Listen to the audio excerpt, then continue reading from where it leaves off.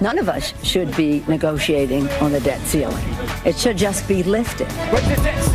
That's what the big spenders say, and they get their way. But what if this were the budget of someone you know? What do you think of these people? They're making $24,000. They're spending $35,000. They're almost $11,000 in debt. They should get their priorities straight on what they need to be spending and saving their monies on. Actually, this is the federal budget. I just took zeros off. Whoa, that's a lot. What can I do for you today? Suppose America were a person trying to borrow from a bank. I would like to raise my debt limit. Excuse me? My debt limit, I'd like to raise it. Yeah, it says here you're $140,270 in debt. Right. So I figured we should raise that limit to about $170,000. I just bought a 60-inch flat screen. America's bought plenty of flat screens and promises everyone many more things. Is there no limit on what politicians can promise? Who will pay for it? Oh, kids will. Excuse me. I have to take some of these. No, I'm the old person. I need this. No, I won't give it back. But stealing from kids isn't fair. So tonight, the week after government barricaded veterans away from their memorial, I say what America needs is a barricade to keep Congress away from our money. Because we're up to almost 17 trillion problems. That's our show tonight.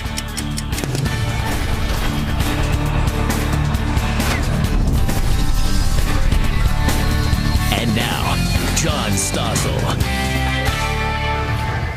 Okay, Congress kicked the can down the road again, but this doesn't address the irresponsible spending that is going to bankrupt us. So tonight, we'll solve America's debt problems. Really, it's not that hard once you stop assuming that what makes America work is government. Our politicians didn't always believe that government was so important, and they used to spend billions less. Would you like the government? This week I was trying to think about how I can illustrate this, and so we built a big goofy chart and took it outside. This is federal spending per person since America began. It started low, less than 5% of the economy. Here's World War I. Here's World War II.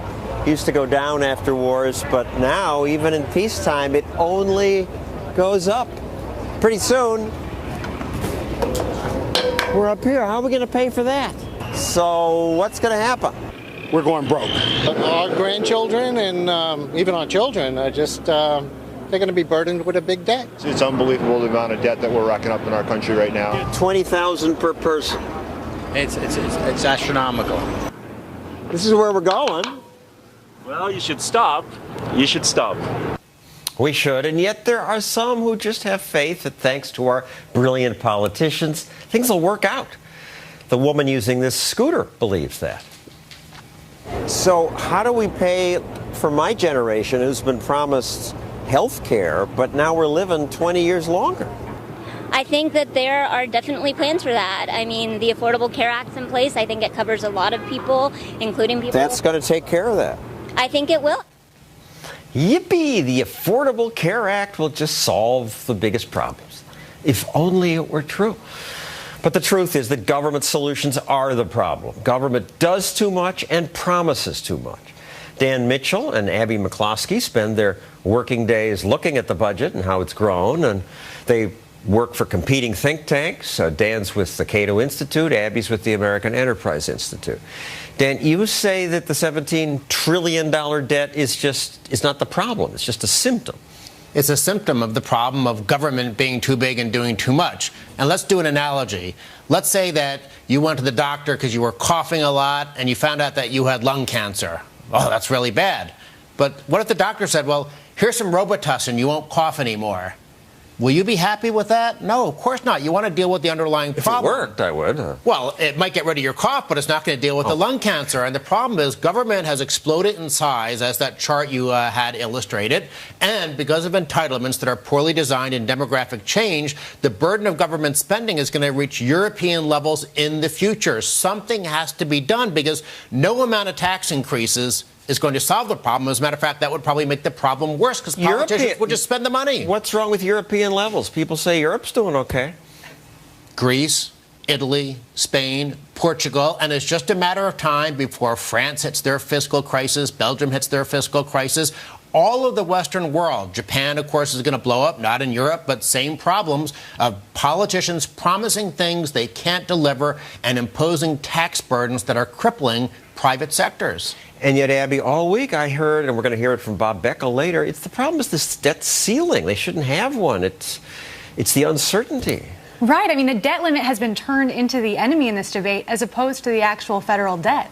And in 25 years, everything we make and buy and consume in this economy, that will all be the same size as the federal debt. And we know from economic research that when a country has that much debt, we have really slow growth, less jobs, people can't retire. It's a real problem. Today, the president said, stop treating government like an enemy. People will stop treating government like the enemy when the government stops stealing from us.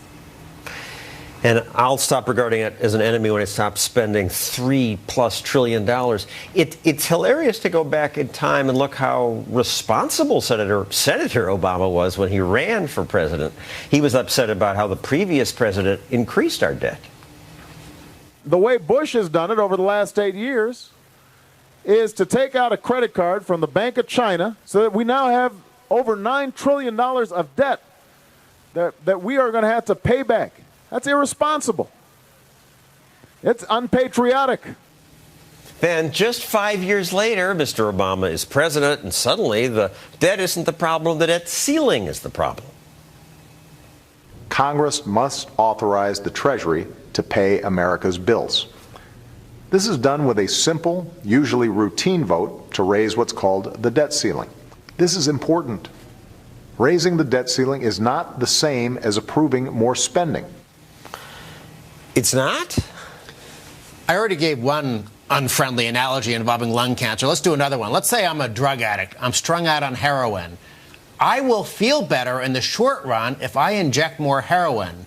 In the long run, though, I'll be better off whether I'm going cold turkey or a methadone clinic or figuring out some way to get from my addiction to being cured. And likewise, we have to figure out how we go from this addiction to government spending, whether it's financed by borrowing or taxes. That is the problem. We have to deal with it. We have too many people in our country who are being trapped by, in effect, the heroin of government dependency. We have all these special interest groups, lobbyists. Washington is one of the most corrupt towns you could imagine. We need to fix that. Where you guys live, and where I don't see people objecting to it. Most people, we do.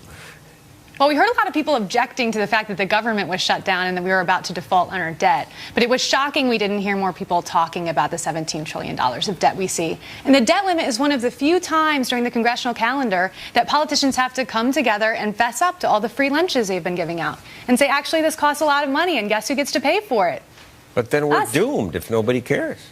Well, people care. We saw the Tea Party care and, throw a wrench in this debate. Sliver of the electorate. It's a sliver of the electorate, but they have managed to capture the public debate and refocusing our attention to the debt. Now, their efforts in this last time were far from successful. I think a lot of people are disappointed about the deal we reached, but at least we're talking about the debt. And spending, $3.6 trillion is the problem. And I find it fascinating how many politicians will say government doesn't even have a spending problem. Here's Senator Harkin from Iowa. If we're so rich, why are we so broke? Is it a spending problem?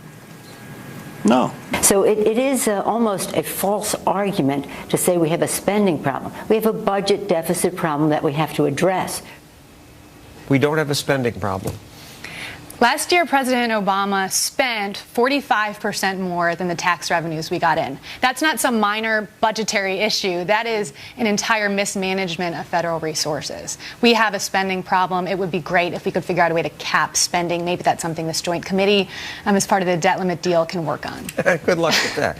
And I get angry listening to some of these congressmen speak. It sounds as if they think the world revolves around them and government.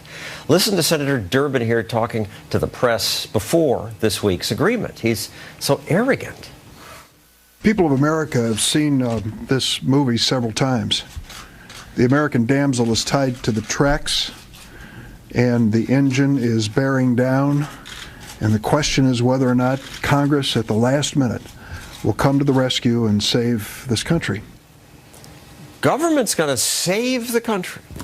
I like Senator Durbin's analogy, but what he didn't tell us is that he's driving the train. And all the cars attached to the train are Medicaid, Medicare, food stamps, the military budget, the Department of Transportation. That's what our problem is right now. We have gone so far afield from what our founding fathers wanted in terms of a limited central government bound by the chains of the Constitution. And yet, if you're one of the pushers up on Capitol Hill, which is what Senator Durbin and Senator Harkin and the rest are, they think it's great because they get to buy votes with our money. I'll build on Dan's analogy a little bit. I mean, where is President Obama with this train bearing towards a damsel on the tracks? Instead of rising above the partisan bickering, the congressional gridlock, and acting like the leader of the free world we'd hope our president to be, he's urging the train to go faster. Well, he likes to spend. He always Who doesn't when you don't have to be accountable to who's paying for it? All week I heard that not raising the debt ceiling would be a disaster for America, and that everyone knows that. Philosophically opposed you might be to borrowing money, however distasteful it is to you ideologically. Everybody realizes that as long as we are borrowing money, not raising the debt ceiling, defaulting on our debt would be a very irresponsible thing to do. It would be a disaster for the country. Everybody realizes that. Everybody realizes that. Defaulting on our debt would be a disaster for the country, but that's not what would happen if we didn't increase the debt ceiling. The federal government this fiscal year is projected to collect 12 times as much revenue as is needed to pay interest on the debt. The debt is $300 billion. They collect $300. The debt, they collect the interest trillion. on the debt this year is going to be about $235 billion. Tax revenues are going to be about $3 trillion. Now, I don't have great faith in the competence of the federal government, but even I think that with $3 trillion, they could somehow figure out how to prioritize their spending so that they paid the $235 billion of interest on the debt so we didn't default. Would it be messy? Would it be a hassle? Yes, of course it would be. But this whole notion that we would default without an increase in the debt ceiling was either dishonest or ignorant. And finally, I want to point out that people on the street didn't know what to cut when I said, they said, yes, we should cut. People had no idea what to cut. So what would you cut? What would I cut? What would I cut? That's a tough question. So what would you cut? I would have to put some thought into it and see the choices, I guess. I don't know, to tell you the truth. I mean, I don't. They just don't know. We need reforms to entitlements for this country to be sustainable. And I would also recommend having some sort of cap on federal spending so we can actually have a real conversation about what size should the federal government be. All we need to do is limit government so it grows at the rate of inflation and we balance the budget in 5 years. I would like genuine cuts, but simply slowing down the growth of government will get us where we need to be over time. Good luck with that. Thank you, Dan. Abby, if you'd like to keep this conversation going, go to Facebook or Twitter and use this hashtag over here, maxed out, to let people know what you think. Coming up, there's nothing funny about our $17 trillion debt, but some Hollywood movie makers did find a way to make me laugh about it. What can I do for you today? I would like to raise my debt limit. Excuse me? My debt limit, I'd like to raise it.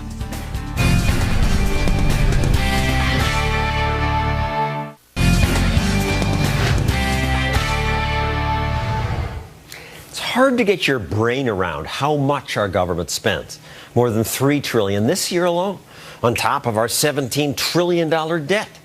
So sometimes I like to lop 8 zeros off the budget numbers, and then you get a chart like this. It looks like a family budget, and when I show this to people, they understand. So what do you think of these people? They're making $24,000. They're spending $35,000. They're almost $11,000 in debt. They should get their priorities straight on what they need to be spending and saving their monies on. Actually, this is the federal budget. I just took zeros off. Whoa, that's a lot.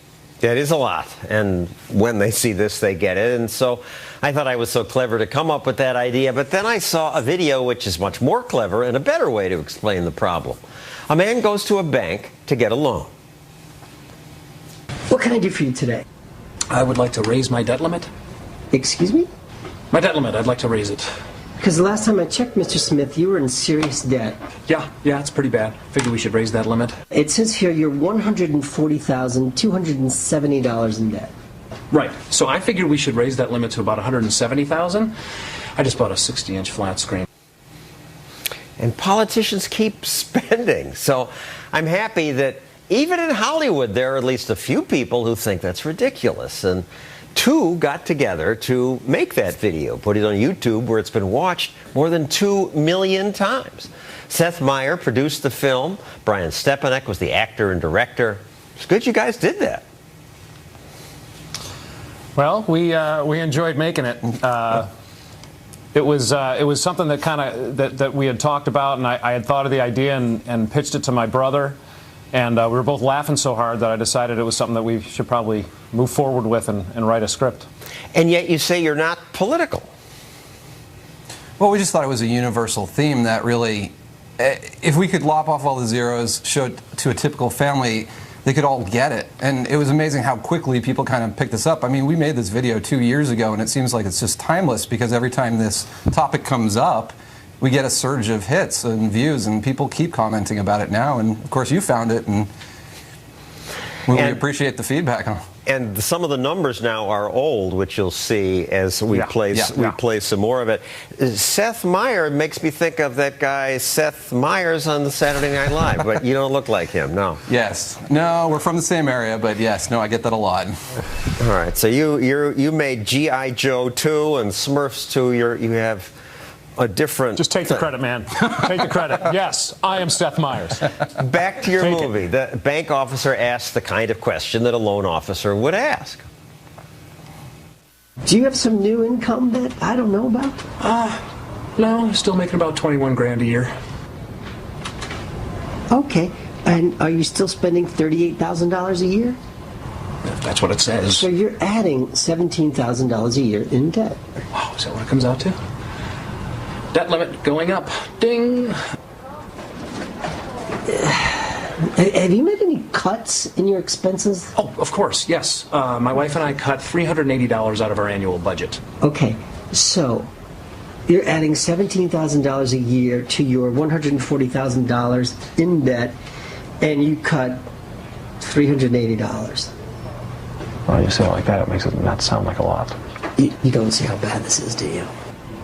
I cut my budget by $380. Are you kidding? And the 380 refers to what we supposedly saved at the last budget deal? Right. Yep. Right. I just want to point out how brilliant that bald actor is. The guy is unbelievable. A little bit of a diva, but he's phenomenal. Easy to work with. Yeah. Let's watch the end of your film where the irresponsible consumer and banker find a solution to the loan problem, the same solution America's politicians choose. The borrower brings in his daughter, and she signs the loan papers. Sign there. All right. Our kid's a blessing. I mean, she's got plenty of time to deal with all this, right? Absolutely. Are we all set? You're all set. All right. Let's go, kiddo. We got to meet Mommy at the car store. Thank you, Seth and Brian. I'm glad millions of people watched that, and I hope you raised people's consciousness. Thanks, John, for getting it out there. Next, we look more closely at what the end of their film really means. America does assume our kids will pay our debts. I'm sorry, I need this here. Can I have, we have to pay for my Medicare. It wasn't very nice of you to steal from my sister like that.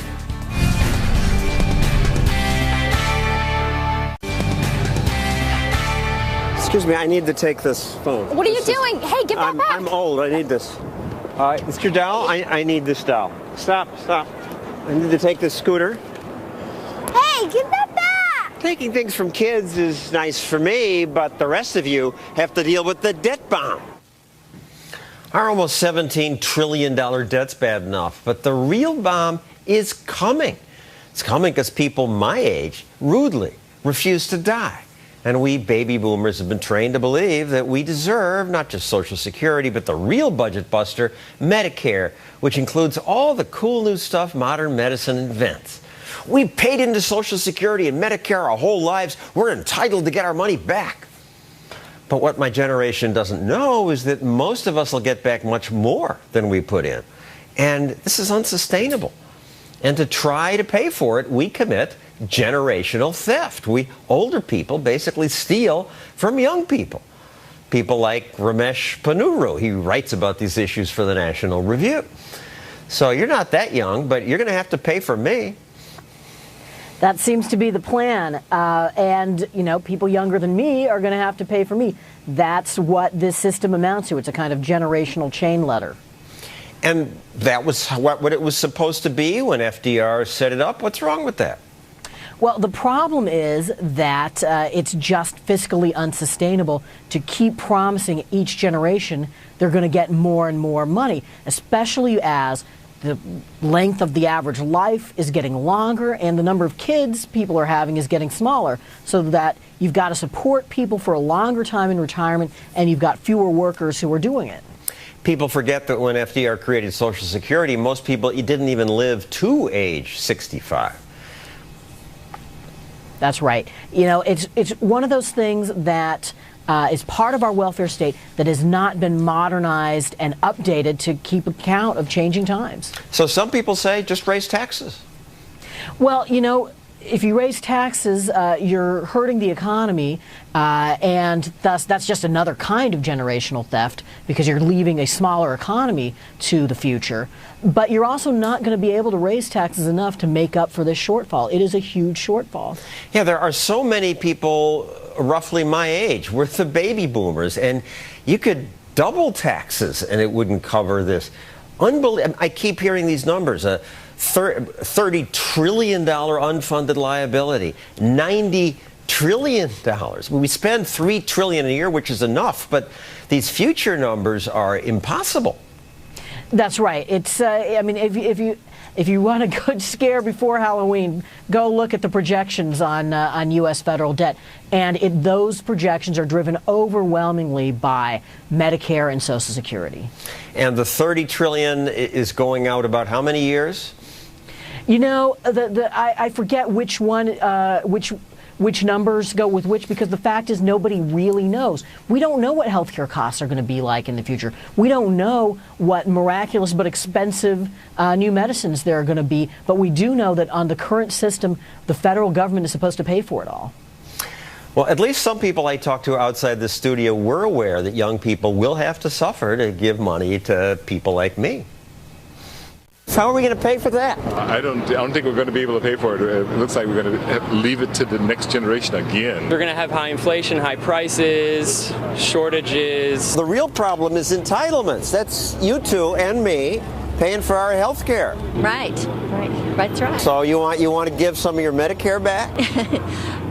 No, not really. Right now, this is kind of generational theft. It means you and I are stealing from these kids. It's like, I'm sorry, I need this here. Can I have, you know, we have to pay for my Medicare. I don't like it. It wasn't very nice of you to steal from my sister like that. So they don't like it, but they don't vote. And even when they come to voting age, we older people are much more likely to vote. I don't see how this is going to end well. Well, that's right. I mean, the good news is that we can make adjustments that are modest starting now. The bad news, and then, well, for example, we could make Social Security benefits not rise over time, you know, so that somebody who retires 20 years from now, they should get the same benefit level that somebody who retires today. Right now, the law says they're going to get a much bigger benefit. That would be great if we could afford it. We can't. That's the sort of adjustment you can make now so you don't have to make a sudden change when you're out of money. The problem is exactly what you said. Older voters, whether they're Republicans, whether they're Democrats, whether they're something else, they don't want to make that sacrifice, partly because they have been told they're just getting their own money back, even though that's not true. They're getting back a lot more than they put in. And we older people are also richer. The median net worth of somebody over 65 is $170,000. Median net worth of someone under 35, $3,500. Warren Buffett gets Social Security and Medicare benefits. It's part of the perversity of this system that so much of it is redistributing money to people who are wealthier. Thank you, Ramesh. Coming up, I'll fight with a famous Democrat, Bob Beckel, who says, well, he says what this singer says. Raise the debt ceiling, raise the debt ceiling, raise the debt ceiling, raise the debt ceiling, raise the debt ceiling, raise the debt ceiling, raise the debt ceiling, raise the debt ceiling, 14 trillion in debt, but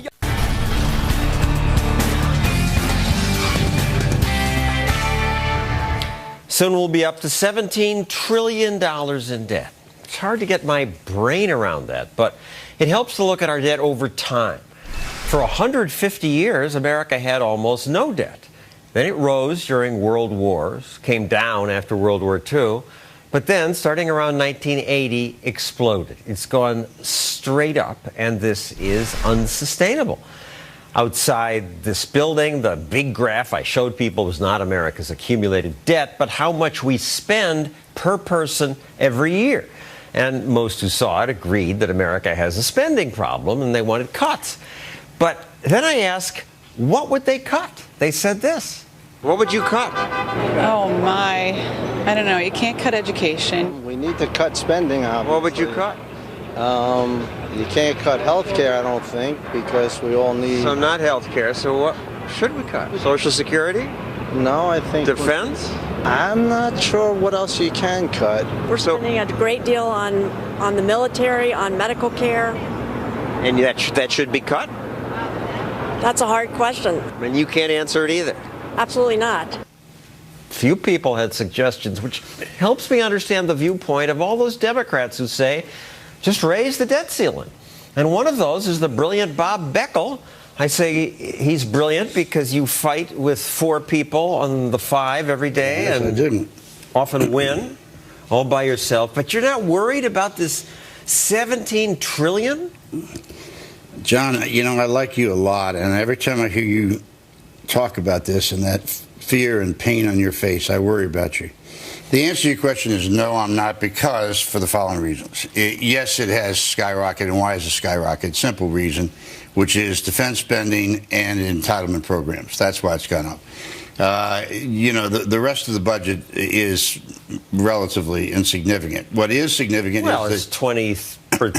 I think 30% is left after that. That's not nothing. Yeah, no, but you also have to take into account the interest on the national debt. Okay. Which is, but you're right. Defense and entitlements are the biggies. That's right. And the interest on national debt, which is almost $300 billion.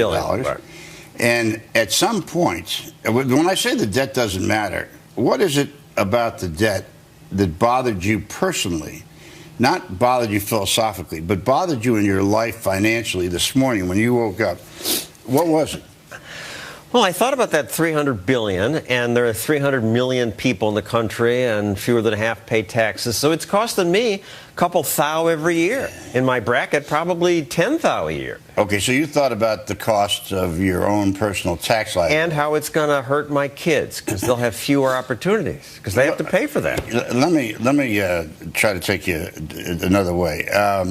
This is assuming the projections on debt are always assuming the status quo, that nothing's going to change. Now, is there a reason to believe that that's not a bad thing to think, that they're not going to change things? Yes, except that for this. At some point, the interest on the national debt is going to begin to intrude on programs where you can't spend any money that both Democrats and Republicans like.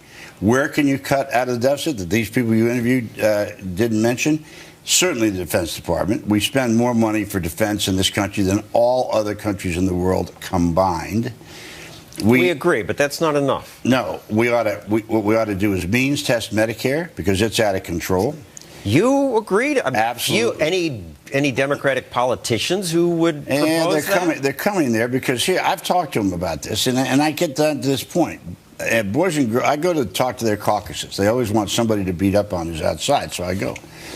And I point out to them that when you keep paying interest like this, at some point, whether it's a farm program or it's a Head Start or Meals on Wheels, something's got to give, because you're not going to have enough money. And what's going to get you guys to finally get this through your thick heads that you've got to do something about this is when the interest on the national debt, forget the rest of it, we can pay the interest on the national debt, $300 billion, $400 billion, but at a cost from something else. So I would say means test medical care or Medicare. I would say that you redo the formula on Social Security. Social Security was never meant to be a retirement program. I think if you go back and look at the debate about Social Security, it was meant to be insurance. Sure. That's what it was for the meant few to be. people who live past 65? That's right. And, of course, the life expectancy is now increased to, what, almost 80. So you'll raise the retirement age? I would certainly raise the retirement age. I would certainly raise the what do we pay now, $112,000, up to the first $112,000 for Social Security? I think that should go $150 to $200. So take some money away from you. That's that's right. I think we can afford that. But the Medicare thing, I mean, I can't for the life of me understand why we're spending this much money on people who are wealthy living in Florida, and we pay them these huge medical payments to take care of them when 85% of the medical payments for people occur in the last 5 years of their life. I'm delighted to hear a Democrat talking about any cuts these days. We're out of time, but thank you, Bob Beckel. Let's continue this another time. Let's do it. Coming up, next time we run out of money, would default really be so bad? Wouldn't you rather stiff the Chinese and some rich bankers who hold government bonds rather than the American people? What would defaulting on our debt mean? That's next.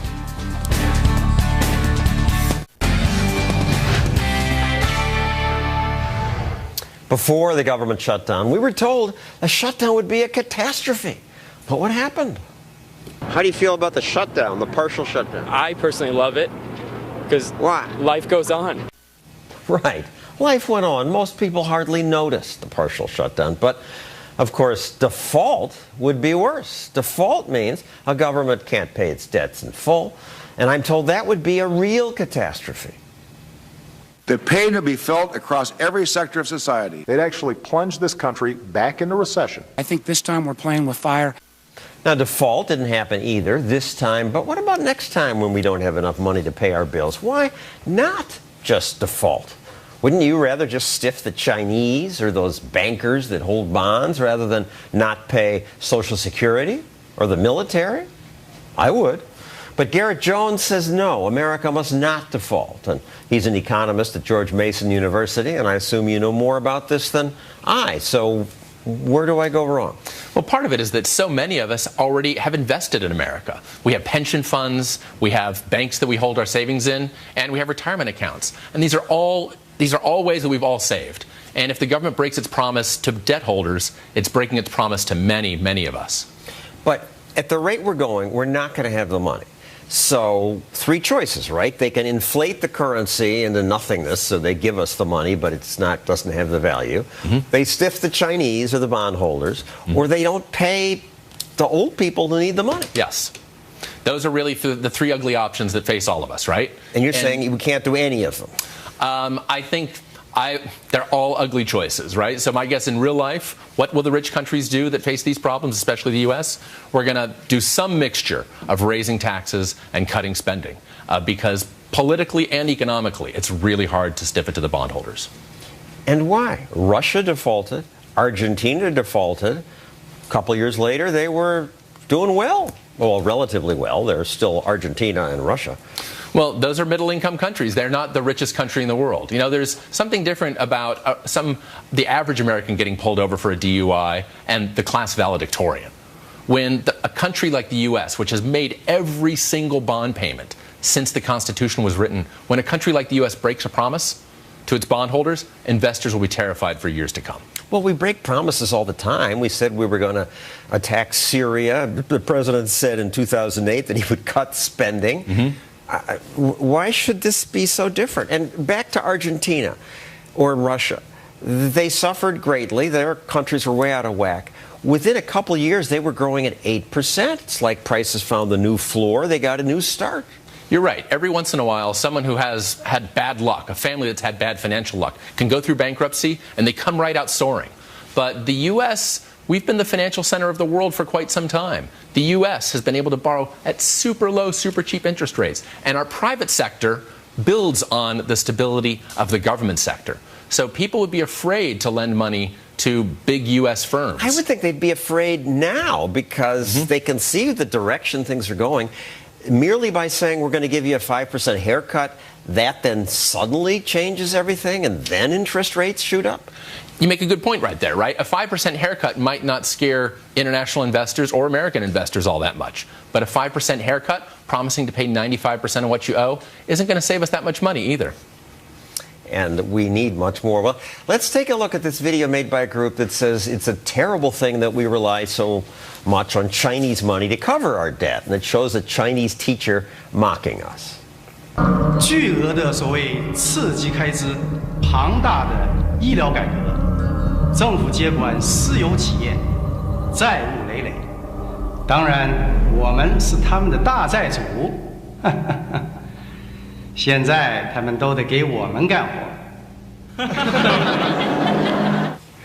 But what are they going to do? I don't see what the problem. They're not going to repossess the Empire State Building and Apple and General Motors. What can they do? You're exactly right. When it's always really tempting for national governments to default on their debt for just that reason. There's no repossession agency in most cases, right? So, but the reason why is because nations want to keep their reputations. There must be some reason why when rich countries go to the trouble of defaulting, they actually end up only sort of half defaulting, partially defaulting. So they repay about 2/3 of it. Why? Because they really hate being cut out of the international credit markets. Governments and the private sector rely on borrowing to just keep the engines of capitalism running.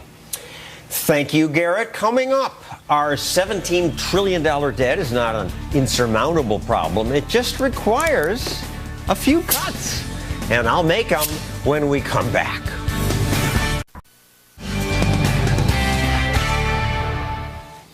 This week, Congress kicked the can down the road again. But in a few months, we'll be up against the next so-called debt limit. Congress created those limits because politicians thought it might put a ceiling on how much government spent. But it didn't. Or maybe it slowed things down a little bit. But now we're about to pass $17 trillion in debt. And soon, according to promises made to my age group, handouts and debt payments will eat the whole economy. At this rate, disaster is coming. Yet the attitude of many is captured nicely by the performer in that Reason TV video we've been playing. Raise the debt ceiling, raise the debt ceiling, raise the debt ceiling. None of us should be negotiating on the debt ceiling. It should just be lifted. Raise the debt ceiling. So Congress did, again. The only good news is that this time, thanks to some Republican pushback, big government is finally part of the debate. Lots of people I talked to said government needs to be cut. This idea of kicking the can again to February is just a terrible concept. Tonight I poked fun at how many couldn't name any specific cut. That's really tough. But I should also point out that some could. In my experience, this is new. So what would you cut? Education and spending and social programs. Really? What about the people who need them? That's what the states are for. You don't want to pay for my health care? No, sorry. What would you cut? Anything not authorized by the Constitution, we eliminate. What would happen to the poor people? Well, I'm a poor person. I would eat. I would find a way to eat. This woman borrowed $250,000 to pay for law school. Would you like the government to stop giving loans like that so we don't go broke? I think the government makes it a little too easy for individuals to obtain loans. It was too easy for you to get the loan? It was way too easy. Way too easy. No questions asked. Here's $50K. Enjoy it. Government shouldn't dominate the student loan business. Government spends an insane amount of money on harmful things.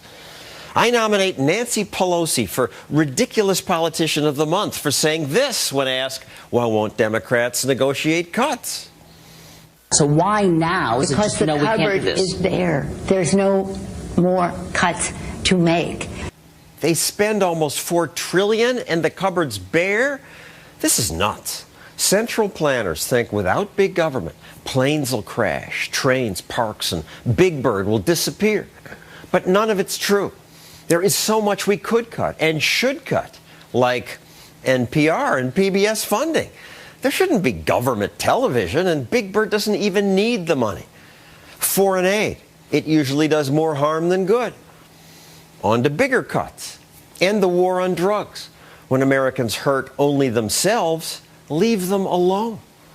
Kill Fannie and Freddie. Government shouldn't finance 90% of America's mortgages. That's socialism. Eliminate cabinet departments like Commerce, Energy, Agriculture, Secretary. We don't need them. Commerce happens. It doesn't need a department. Education's a local responsibility. The Fed spending $100 billion a year didn't raise test scores one bit. Finally, the three biggest programs. First, defense. We are not safer when we try to police the world. We could cut military spending by hundreds of billions if we limited the military's mission to its intended role, protecting Americans. And finally, Social Security and Medicare. We have to do things like raise the retirement age and turn Medicare into an insurance plan that's self-sustaining. That means if I want the latest and fancy medicine, I have to pay for it myself. There's much more that could be cut. At downsizinggovernment.org, Cato Institute analysts detail hundreds of ideas. And in No They Can't, there's a chapter where I cut all the way to a fat budget surplus. But to save America from bankruptcy, we don't even need to make all those cuts. We could grow our way out of debt if Congress simply froze spending. They won't do that either. But even if they limited spending growth to 2% per year, we'd balance the budget in just 3 years. So let's do it. And that's our show. See you next week.